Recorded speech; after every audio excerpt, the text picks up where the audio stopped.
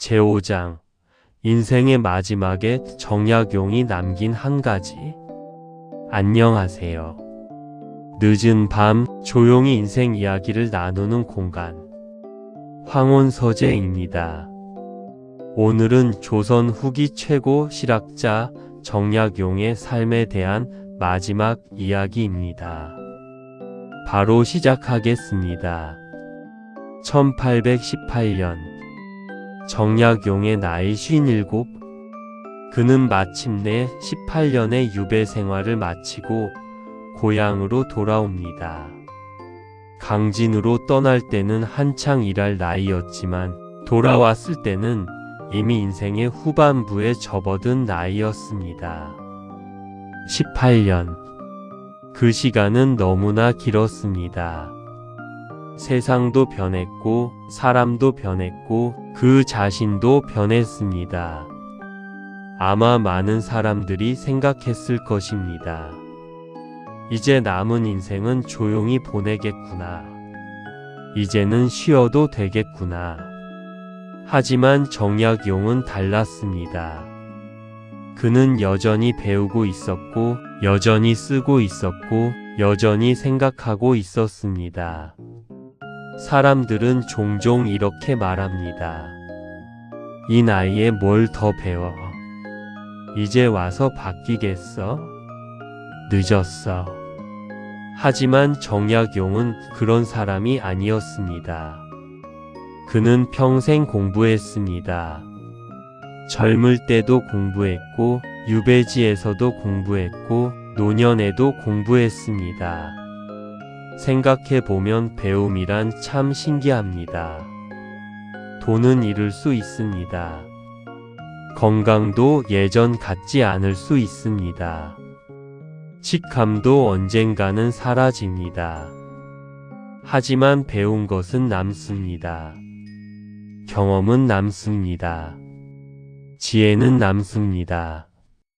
그래서 정약용은 마지막까지 배우는 삶을 포기하지 않았습니다. 노년의 정약용은 자신의 인생을 돌아보았을 것입니다. 젊은 시절의 성공, 유배라는 실패, 가족과의 이별, 수많은 책, 수많은 만남, 수많은 후회, 그 모든 것이 머릿속을 스쳐 지나갔을 것입니다.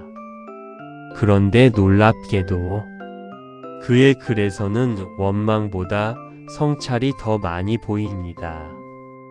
왜 나만 이런 일을 겪었는가? 왜 내 인생은 이렇게 되었는가? 그런 질문에 머무르지 않았습니다.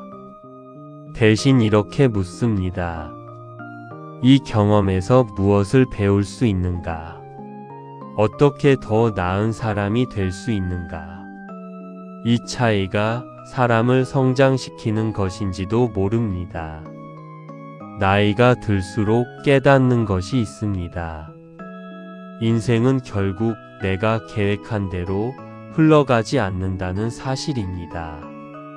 젊을 때 세웠던 목표 가운데 모두 이루어진 사람은 거의 없습니다. 예상치 못한 병을 만나기도 하고 예상치 못한 이별을 경험하기도 하고 생각하지 못했던 길로 들어서기도 합니다.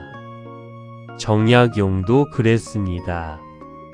그는 조선 최고의 개혁가가 되고 싶었습니다. 하지만 역사는 그를 유배지로 보냈습니다. 그런데 아이러니하게도 그 유배지가 그를 역사에 남게 만들었습니다. 어쩌면 인생은 우리가 원하는 길보다 우리가 필요했던 길로 우리를 데려가는 것인지도 모릅니다. 여러분은 지금 어떤 시기를 지나고 계십니까? 혹시 인생이 계획대로 되지 않아 답답하십니까?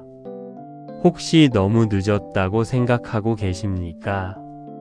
혹시 이미 기회가 지나갔다고 생각하십니까? 정약용의 삶은 우리에게 조용히 말합니다. 아직 끝난 것이 아니라고. 그가 목민심서를 쓴 나이, 경세유표를 정리한 나이, 수많은 저술을 완성한 나이를 생각해 보면 지금의 우리는 결코 늦지 않았습니다. 배우기에도, 도전하기에도, 사람을 사랑하기에도 말입니다. 정약용이 남긴 글 가운데에는 이런 정신이 흐르고 있습니다. 오늘 해야 할 일을 내일로 미루지 말라. 그는 시간을 소중히 여겼습니다. 왜냐하면 유배 생활 속에서 시간의 가치를 누구보다 절실히 느꼈기 때문입니다. 18년이라는 시간을 원망으로 보낼 수도 있었습니다. 하지만 그는 공부로 채웠습니다. 기록으로 채웠습니다. 사색으로 채웠습니다. 그래서 그 시간은 낭비가 아니라 자산이 되었습니다. 우리에게도 같은 질문이 주어집니다. 남은 시간을 어떻게 사용할 것인가? 무엇을 배우며 살아갈 것인가? 무엇을 남기고 떠날 것인가? 정약용의 삶을 한 문장으로 정리한다면 이렇게 말할 수 있을 것입니다. 시련은 그를 멈추게 하지 못했다. 관직을 잃어도 멈추지 않았고, 유배를 가도 멈추지 않았고, 나이가 들어도 멈추지 않았습니다. 그는 계속 배웠고, 계속 기록했고, 계속 성장했습니다. 그래서 오늘날 우리는 정약용의 성공보다 정약용의 태도를 기억합니다. 어쩌면 인생의 진짜 승리는 남보다 높이 올라가는 것이 아니라 끝까지 자기 자신을 잃지 않는 것인지도 모릅니다.